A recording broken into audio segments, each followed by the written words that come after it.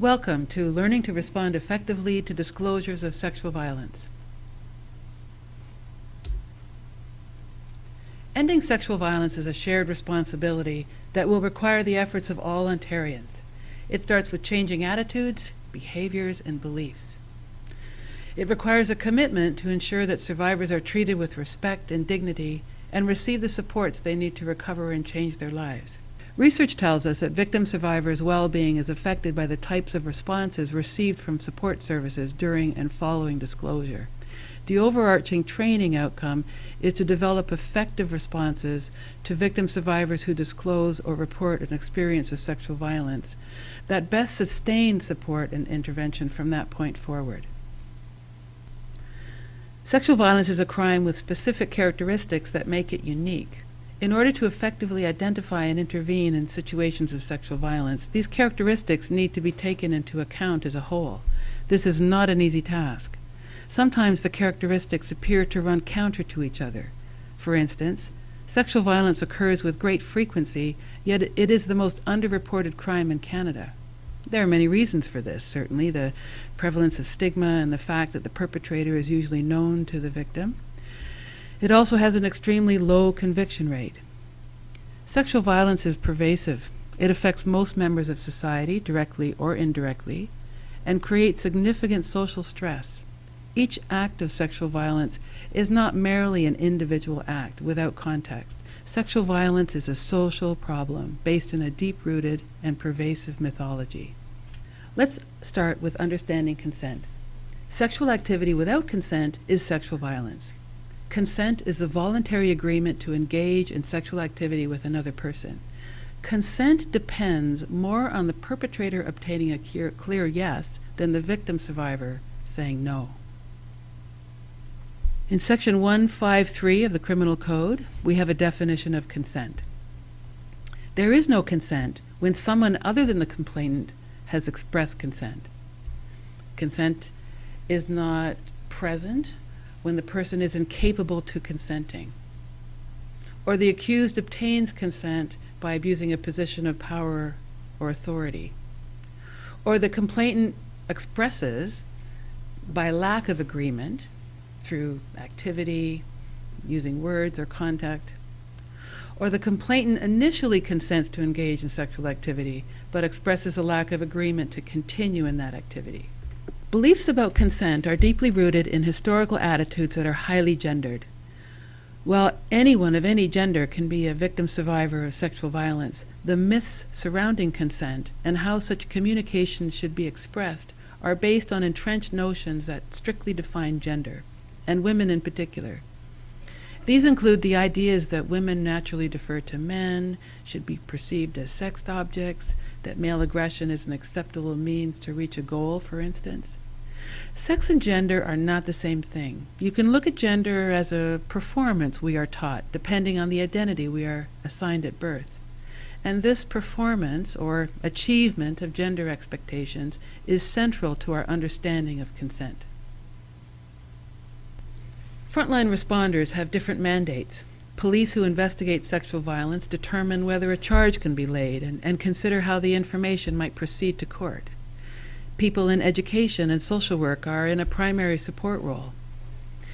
Victim survivors are influenced by social myths and personal notions of consent and can sometimes blame themselves for the sexual violence.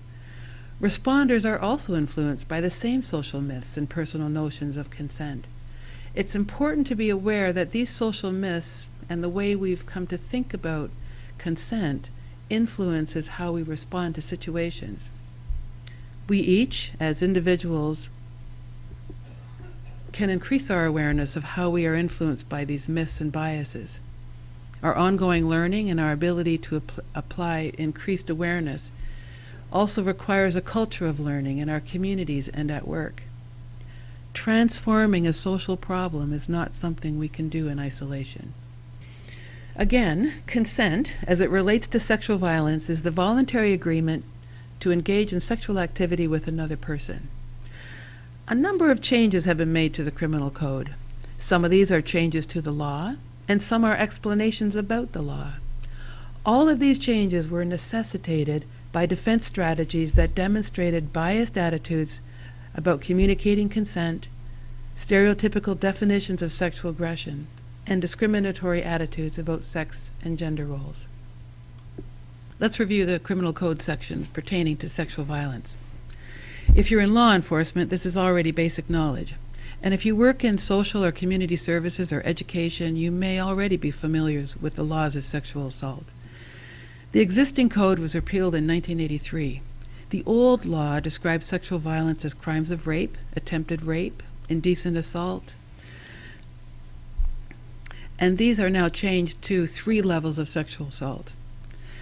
Now assault is defined by lack of consent as well as harm to the victim. The idea of the changes was that reporting would increase, less cases would be classified as unfounded, and there would be an increase in the number of cases in which a charge is laid. The percentage of unfounded cases has actually not changed. The percentage of cases in which a charge is laid still remains low. And although reporting has increased since 1983, it also remains low. The 3 new levels of sexual assault offenses are gender neutral. A specific section regarding people with disabilities is included. Sexual assault in a marital relationship is included. We also have legislation now on criminal harassment, commonly referred to as stalking. We have new legislation on cyberbullying and the non-consensual distribution of intimate images, as well as trafficking. In Section 265, assault is described. Essentially, a person commits an assault when he applies force intentionally without consent. He threatens to apply force, or he accosts, impedes, or begs another person while carrying a weapon or an imitation of a weapon. As we mentioned earlier, consent is further described in the criminal code, again in reaction to the kinds of defense that is brought to court. In Section 273.2, we learn that an accused cannot believe that the complainant consented if they are intoxicated or being reckless, or they did not take the time to ascertain whether or not the complainant was actually consenting. In Section 276, we learn that the complainant's sexual activity is not admissible to support the inference that the complainant would have been more likely to consent or is less worthy of belief. You'll recognize this as what's commonly known as the rape shield law. In 1997, the criminal code included a restriction on the production of records in a sexual assault trial. This occurred because of concern about the rights of women and children to the security of person, privacy, and equal benefit under the law. In 1999, we also learned that consent is to be determined from the perspective of the mind of the complainant, that there are many actions and words that can convey lack of consent, and that responsibility rests with the person seeking the sexual contact to actively and positively determine that there is consent, and that implied consent is not a defense. This is what was commonly referred to as no means no. Despite such clear definitions of consent, interpreting methods of coercion used by perpetrators as criminal actions often remains a problem for the courts, for bystanders, for first responders, and often for victim survivors. Let's take a closer look at that. A common myth is that a survivor's sexual history with the perpetrator obligates them to have sex on subsequent occasions. This is a myth that perpetrators often capitalize on. Research indicates that perpetrators typically use more negative verbal persuasion when there is a sexual history between themselves and the survivor. Perpetrators exploit myths about consent or deliberately distort the meaning of consent in order to coerce victims and to justify sexual violence. Power imbalances that are created by social status, different cultures, position, or role are commonly exploited exploited as methods of coercion.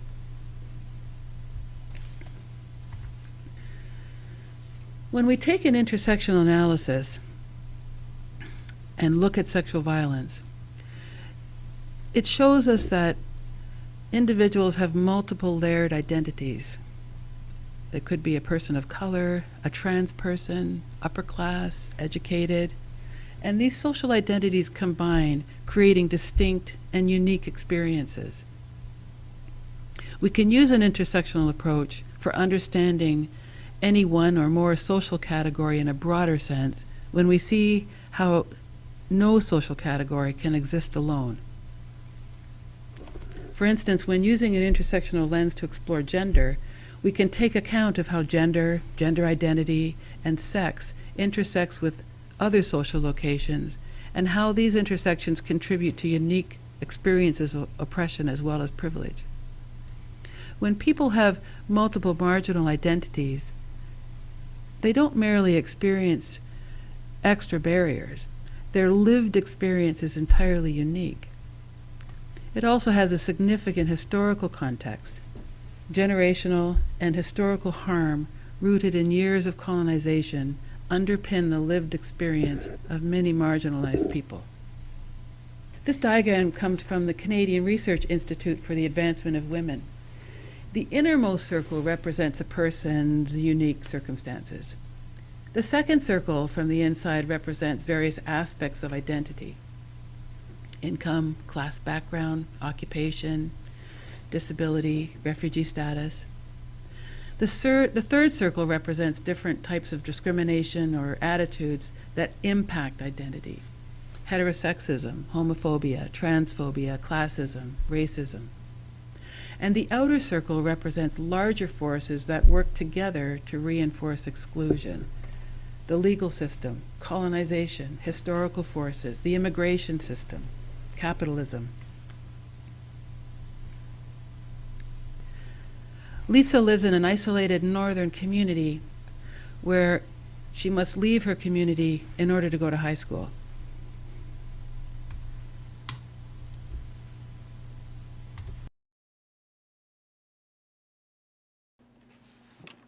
They say the high school in the city, the one I'm going to, has like 1,200 kids in it. I'd be a totally freaked, eh? If it wasn't for Brian. My boyfriend, he's got his own apartment in this like brand new building condo thingy. Says I could stay with him, until I get settled. I mean, well, we haven't actually met yet, but he's totally not like anyone else I've ever met in a chat room before. He's 18 and so sweet. Can't wait to see me. Says he'll even send me a bus ticket as soon as I'm ready, eh? So can't wait to get out of here, eh?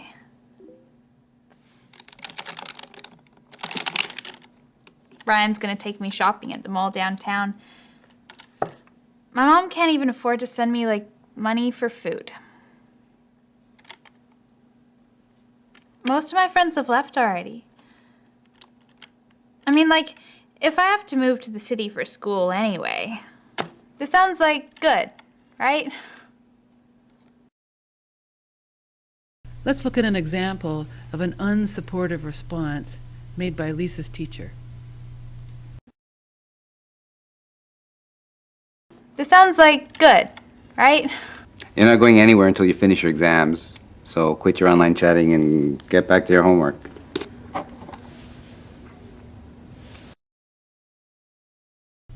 In the unsupportive response,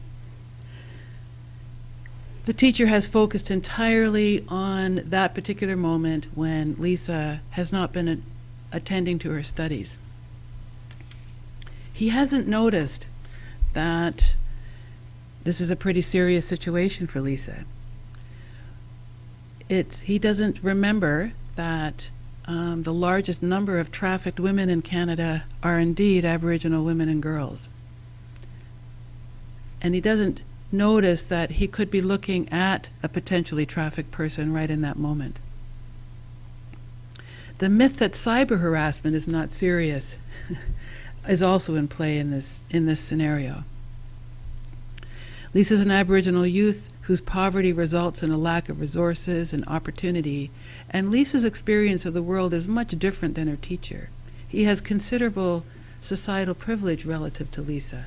He's a white man, he has formal power by virtue of his role, and he is not stopping to notice the context in which Lisa is describing this potentially dangerous situation that she's come across in a chat room. Let's take a look at a supportive response. This sounds like good, right?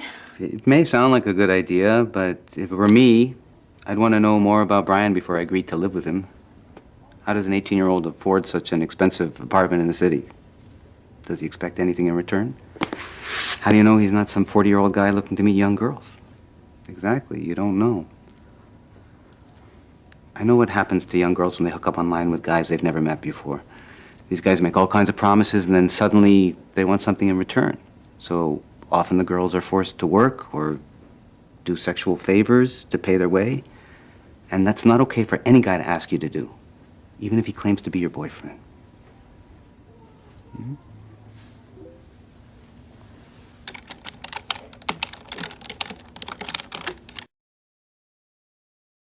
We hope you'll engage further in the debrief online about this teacher's response. Many of you will have some other ideas about how he may be more supportive to Lisa. Minimally, however, he is aware of the contextual factors that make Lisa more vulnerable. She's being lured by a cyber anonymous predator. And he's expressing his concern for her safety. And expressing concern for someone's safety suggests that they are in fact entitled to it. And that's an important aspect of the way he responds to Lisa. He delivers information in a way that does not judge the fact that she is online. And at the end of his response, he leaves an opening for follow-up. There are many myths about sexual violence, and they are rooted in and contribute to the social context in which all forms of sexual violence is perpetrated. Within this context, the seriousness of sexual violence is minimized, the meaning of consent is distorted, and victim survivors are reluctant to report, blame themselves for what happened, and worry that they will not be believed. Survivors of sexual assault may also assume that helpers, also seen in the position of authority, hold the same attitudes that they have already experienced. This can affect their comfort level when disclosing what has happened to them. In situations resulting from traumatic events, especially when it relates to sexual violence, anticipated stigma strongly affects whether the victim survivor discloses at all. Held beliefs about sexual violence can impact those who, in a support role, who, despite best efforts, can unintentionally communicate these. Given the frequency of sexual violence in our society, many workers themselves have been affected in some way by instances of sexual violence. The impacts of personal experiences for workers are discussed in detail in the professional practice section of this training. There are many myths about sexual assault, that women provoke assault by their manner of behavior or dress, that survivors lie about assault, that when a survivor says no, they secretly want to be forced or teased, that saying no is the only way of expressing your desire to not continue. All of these myths take the onus off the offender and place it on the survivor. In terms of whether or not no is the only way to express desire not to continue, as we've seen earlier in the description of consent in the criminal code, there are many ways of communicating non-compliant. I'm not into this right now, maybe later, silence, crying. There are lots of misconceptions about whether or not no must be said by the survivor. Nada's story is an example of that myth. Last night he grabbed me by the throat. He said he doesn't like being treated like dirt. I've never done anything to him. Nothing. And now my heart pounds whenever I see him, which is every day because he's in my lab class, and I'm always running into him on campus. I've been trying to avoid him since school started last fall, but he won't keep away from me.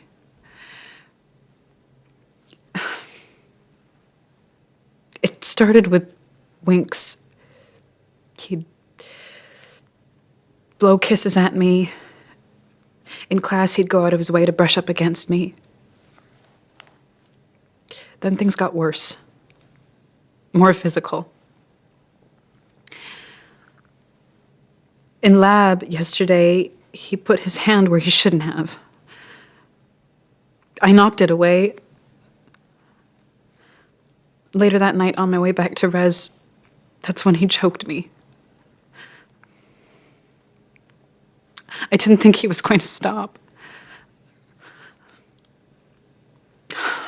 I don't need this right now. My grades are suffering. I can't focus. He says I tease him, but I've never done anything like that. And the thing is, I know what I'm supposed to do. I know about the university policy. But really, who can I tell? Eventually, my father would find out. My whole family would find out. I'm worried they'll be ashamed of me. What if they think it's my fault? It'd be a disgrace to my community, to my family.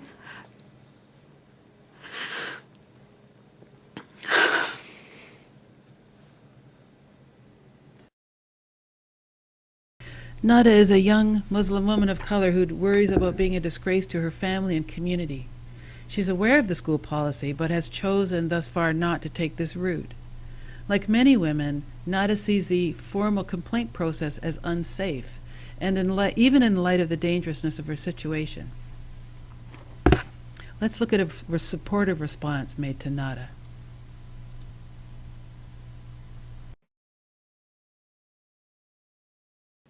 To my community, to my family. Sounds like this has been going on for some time and become so persistent that it's actually assault. And now it's interfering with your studies because you don't feel safe. Even though unwanted flirting may not seem very serious at first, which is why so few women report it, it's still harassment. And it has to stop. It's not your fault, Nada. And I want you to know that I'm here to help. In the supportive response, the meaning of Nada's experience and the escalation of violence is reflected. The criminal behavior is named. It's named as assault and as harassment. Her reluctance to report is also reflected and normalized. The teacher commits to providing assistance, and Nada is provided the information that she's not to blame in a way that is not demeaning to her. Many survivors are too afraid to struggle. They may freeze in terror and realize that the overwhelming size and strength of their attacker makes resistance very dangerous. It's a myth that sexual assault only occurs when there's a struggle or a physical injury. Or that if it really happened, the survivor would be able to easily recount all the facts. Or that experiencing sexual violence is not harmful in the long run. Or that a person who has agreed to sex previously with the offender cannot be sexually assaulted by that person. Or that some people are less likely to be targeted for sexual assault.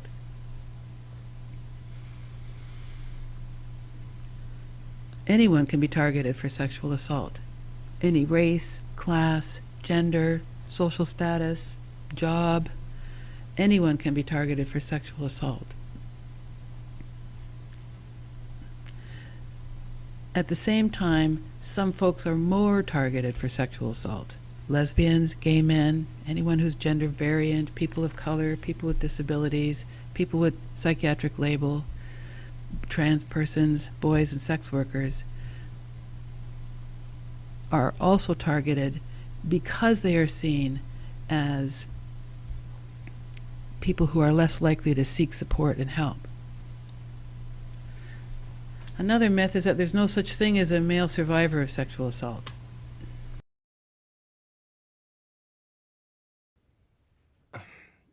The problem is, I need to get a job as soon as possible. My parents have struggled to provide me with an education.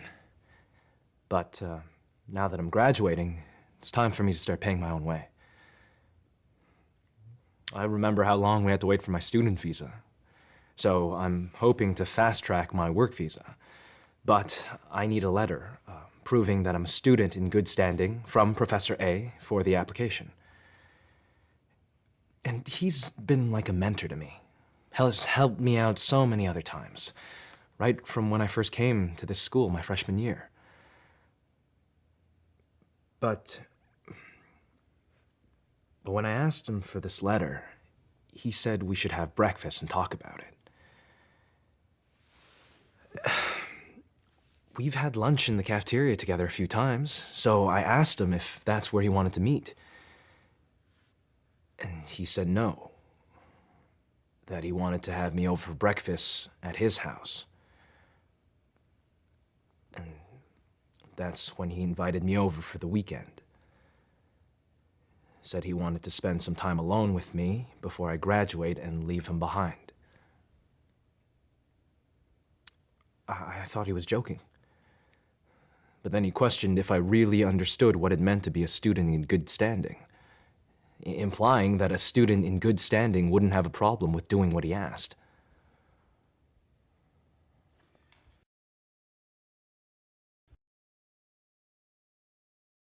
Wouldn't have a problem with doing what he asked. You must have misunderstood. I've known the professor for over 20 years. He has a wife and kids. I know he's written those letters for students such as yourself.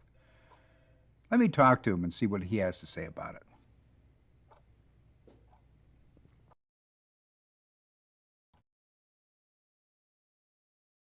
Wouldn't have a problem with doing what he asked. I can understand why you're so concerned. It must not have been easy to come to me with this.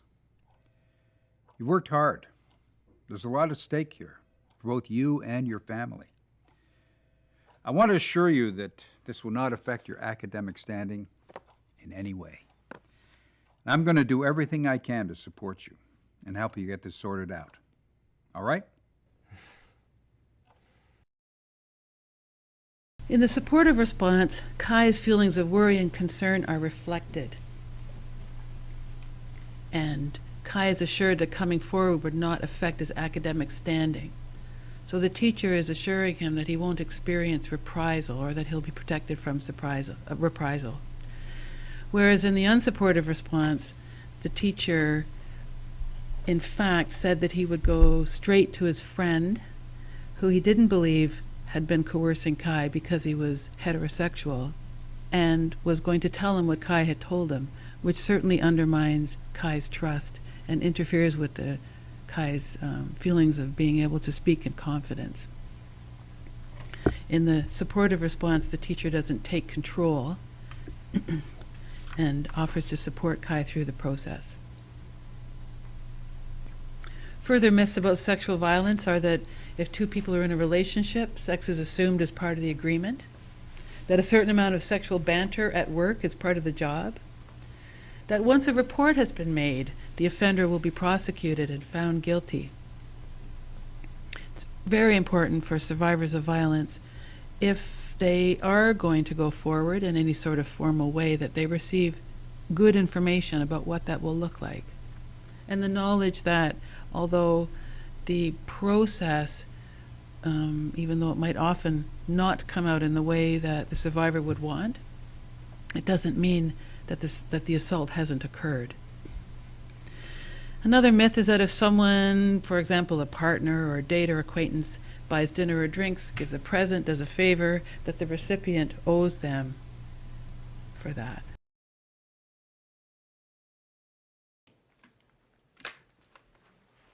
We were together for about 3 months, and that was over a year ago now. I probably never should have gotten involved with him because of our professional relationship. I sell RESPs and he's the head of a service group. Basically, I couldn't do what I do without his network of connections. I just had no idea he could be so possessive. I can't deal with it anymore. I tried breaking it off with him amicably, but he won't accept it. He says he can't stop thinking about me. Every time I have to call or go into his office to see him, he wants to take me out. Practically begging. He sends me things. Gifts, flowers, cars. I always send them right back. I feel really badly about doing it, but it's like he just doesn't get it. In fact, I think it makes him try harder. I think he believes that he will wear me down eventually.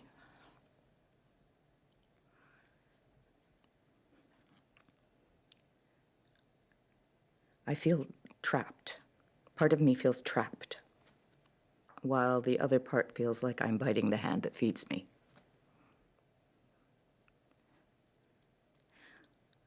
I need him to pay my bills. My whole livelihood is dependent on him. What can I do? My hands are tied.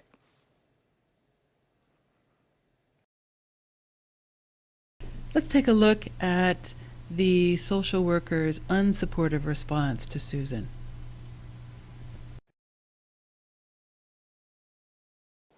My hands are tied. You're very dependent upon this man. I can understand why you can't afford to lose him. Perhaps you can try explaining things to him again. And be as clear as you can. See if he'll listen to reason.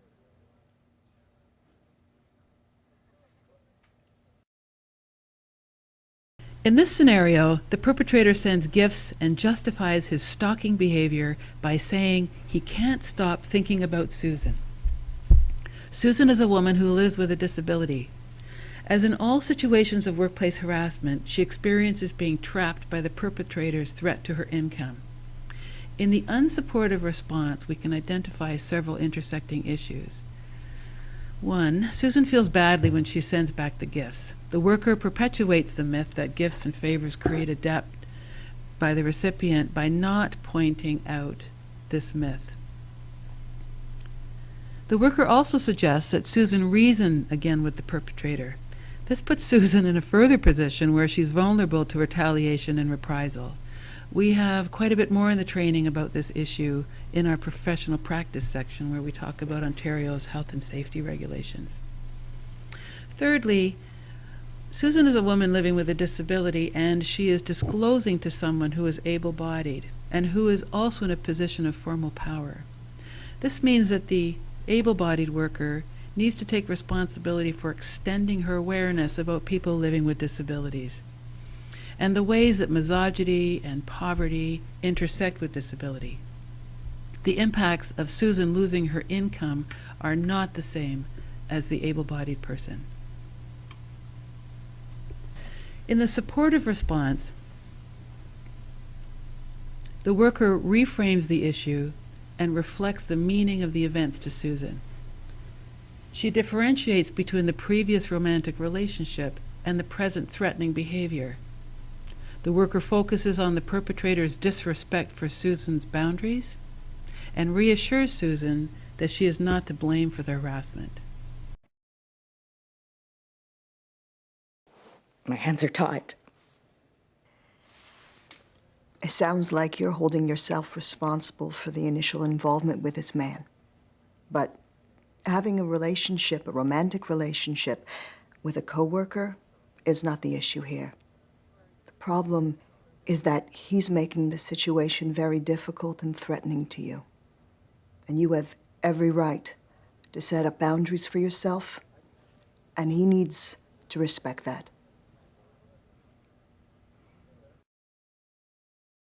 There are many reasons for victims and survivors to disclose sexual violence. They might be seeking assistance or support. They might want to reduce the burden of having experienced sexual violence by sharing with somebody else. They may want to protect themselves, and they may want to protect others from future violence. They may want to raise awareness in the community, and they may want to seek justice by holding a perpetrator accountable. The response to each disclosure is an opportunity to initiate constructive and supportive intervention, and it's an opportunity to provide further resources to a survivor. Fiona is disclosing because she actually doesn't know what to do next, and she's seeking support and information. I can't really remember much after. It was crazy that there were people everywhere. It was a party. I don't even think I had that much to... Like, I was drinking, yeah. What the hell happened to my friends? I mean... Why would they just leave me there? We were supposed to have each other's backs. They were my ride home. I guess I passed out. Why didn't anybody help me? Someone must have seen what was going on.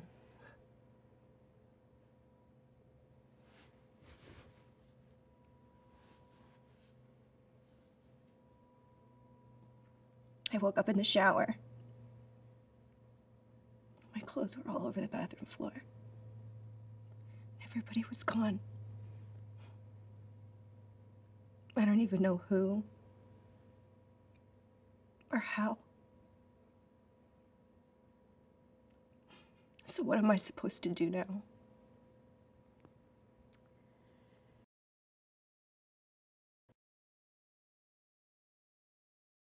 So what am I supposed to do now? How were you dressed? What? You have to look out for yourself. And that starts even before you leave home. You're out all night drinking, dancing. How do you think these college guys are going to react? I hate to hear about when this happens. Fiona has been targeted by a perpetrator at a party. She was drinking and has a sudden lack of memory. She was abandoned by her peers, and she has disclosed because she doesn't know what to do. The campus police officer has focused on how she was dressed and admonishes her for not being more aware of how the boys would react. Fiona has asked what she can do, but is not provided information or options. The officer does not explore her possible health or health needs. Inadequate responses such as this are referred to as re-victimization by the system. There's a section in the training on this topic. The officer also says, "I hate to hear when this happens." It may be that the officer feels very strongly that her response is well-intentioned. She feels protective of Fiona, and she may well have heard this story many times and really want to make a change in this kind of repeated situation. However, the impact of her response on Fiona must weigh more heavily than the intention behind them.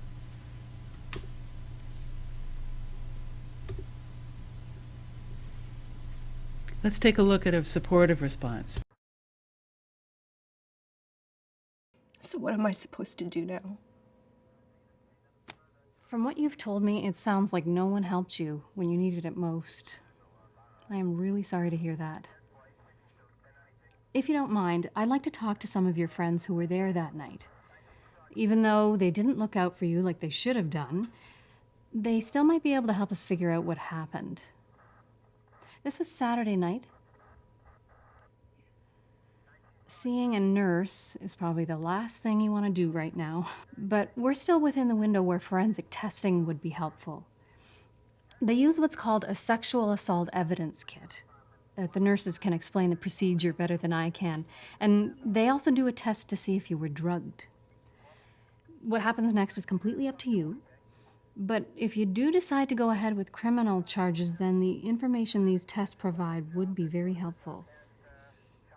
I can call the police and arrange to have them come here so you can make a statement. Then what they'll likely do, if you're willing, is take you to Eastside Memorial, where the nurses can do the evidence kit. Is there a friend or a family member that you can go with? Can I call your teacher for you? Sure. Once we know a little more, then we can talk about how to move forward. Okay?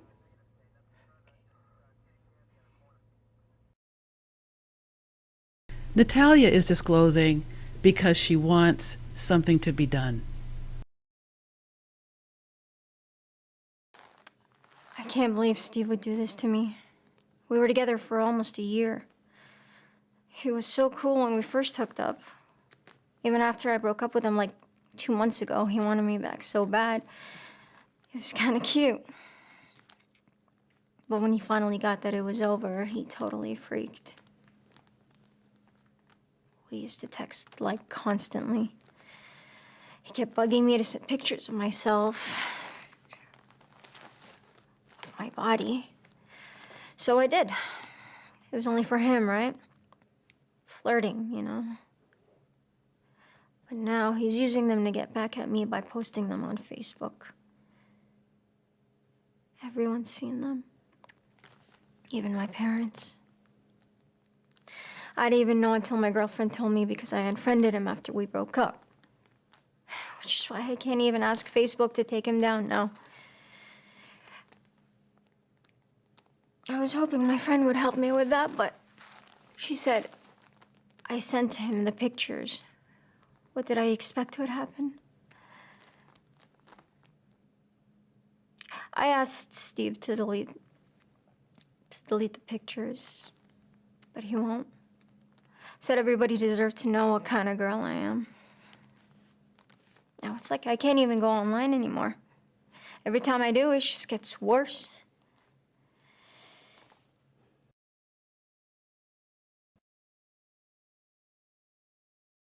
Every time I do, it just gets worse. Sending those types of photos of yourself to anyone is never a good idea. Once that stuff's out there, there's no telling where it might end up. I can maybe have someone go and talk to Steve if that's what you want. Bottom line is, next time, think twice before hitting send. If you don't stay offline, there's little nothing we can do.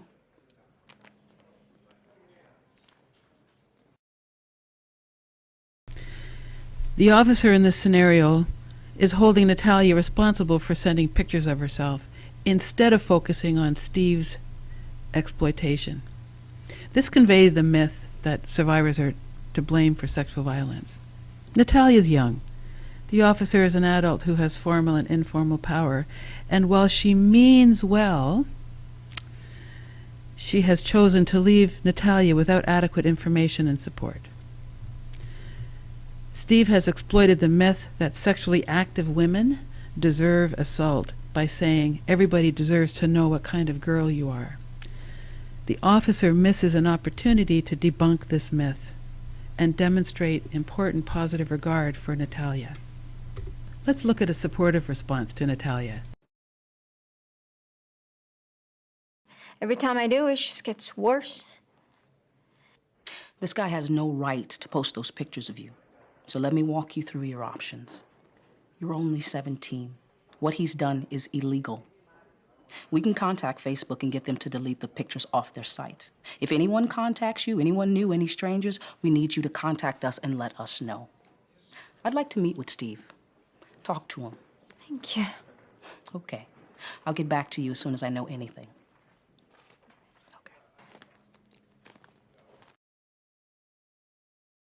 Research tells us that survivors feel more comfortable when they have control over where the interview heads. A shared dialogue or some perhaps mutual disclosure is meaningful and can encourage future discussion. It's important to provide survivors information that normalizes their experience, letting them know that what they're feeling is not abnormal and that they are not alone in their experience. It's important to provide links to community resources such as counseling, especially given that the survivor is going to be reliving and retelling every time they talk about this sexual violence. Active listening, eye contact, reassurance, not rushing, are all behaviors that research tells us help survivors to feel comforted and safe.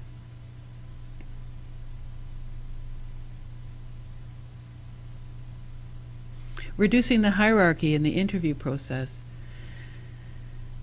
by using skills such as reflecting rather than interrogating. And again, helping the person who's disclosing to have more control over where the interview goes is really important. Providing information, resources, and of course, addressing emotionality in the person who's disclosing by simply communicating warmth and respect. In this scenario, Elaine is disclosing in order to protect somebody else. I was hoping it would just go away, you know? That it would be over. I told my partner about it years ago, and she helped me to get past it. Or so I thought.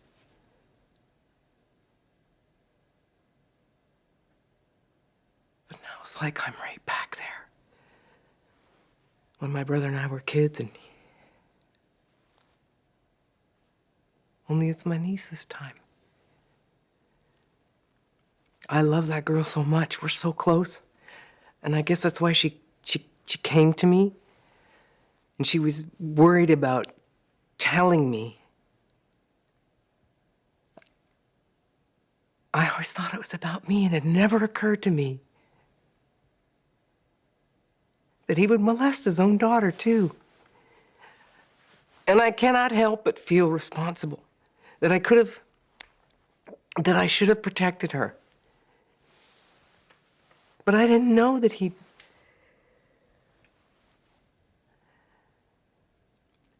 Coming out to my family was hard enough, so I just kept quiet about the abuse. In this scenario, the perpetrator is Elaine's brother. She's disclosing now because she's heard of his abuse of his daughter, Elaine's niece, and she wants to hold the perpetrator accountable to protect her niece from further harm. Let's look at the unsupportive response. I just kept quiet about the abuse. And you're saying that your parents didn't know that anything was going on and that you didn't tell them? Why?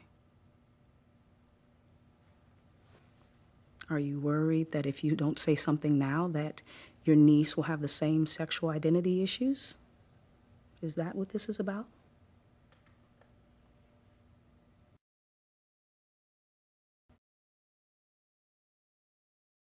I just kept quiet about the abuse. So you're feeling responsible for not telling anyone. You probably didn't feel safe.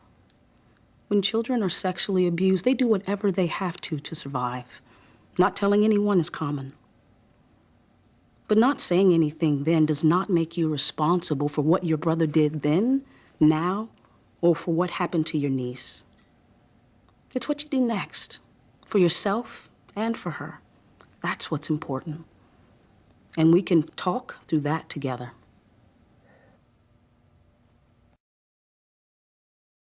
In the unsupportive response, the social worker reinforced the myth that by not disclosing right away, the violence was not that bad. She uses closed questions and creates an atmosphere of interrogation, and also detracts from the issue by focusing on Elaine's sexual orientation. Let's look at the supportive response.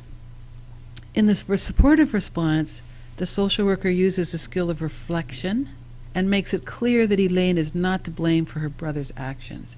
She also uses a skill of reframing by noting that Elaine didn't feel safe.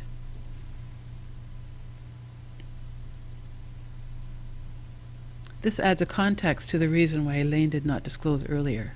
There are a number of barriers to disclosure: myths and stereotypes about sexual violence, fears about confidentiality and privacy, fear of retaliation, reprisal, re-victimization by the system, distrust of formal supports. You've seen examples of these in the previous scenarios. Lack of awareness about sexual violence and social supports, lack of resources, and research shows quite definitely that lack of culturally competent services is a oft named reason for not disclosing.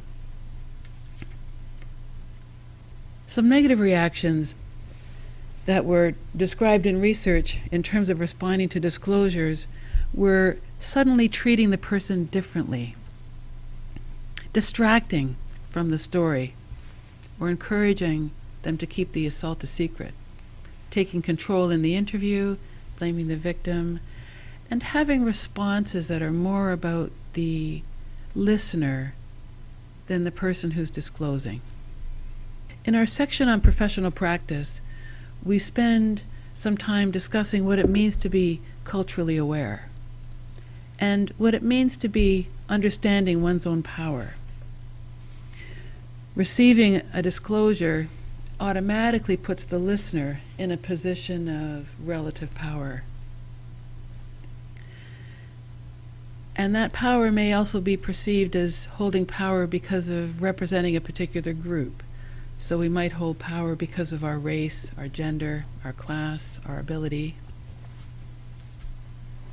And regardless of whether we feel power in our social location, we want to be able to understand the context of the lived experience of the person who's telling us their story in that moment. Understanding the effects of trauma means to learn to speak to survivors of trauma in a way that do not mirror the original harmful event. The terms compassion fatigue and vicarious trauma are used by many people in the sector and refer to a process whereby people who are repeatedly exposed to stories of people in pain may begin to have an altered view of the world, maybe become overwhelmed with feelings of helplessness, perhaps lose the ability to feel compassion for others. Working with advocates is an important aspect to professional practice. Making sure that we're knowledgeable about referrals and resources. And maintaining a culture of learning at our workplace. Again, as we said earlier, changing society is not something we do by ourselves. The work is difficult, so we need an opportunity to debrief with our colleagues and to be in an environment where perhaps concern over an interview, whether or not we could have done a better job, is something that we can discuss with our coworkers. In all situations of sexual violence, initial disclosure responses influence outcomes for survivors when they navigate various systems, and also impact the consequences of sexual violence and the recovery process. We wish you all the best in your work, in your continued learning, and we look forward to your feedback.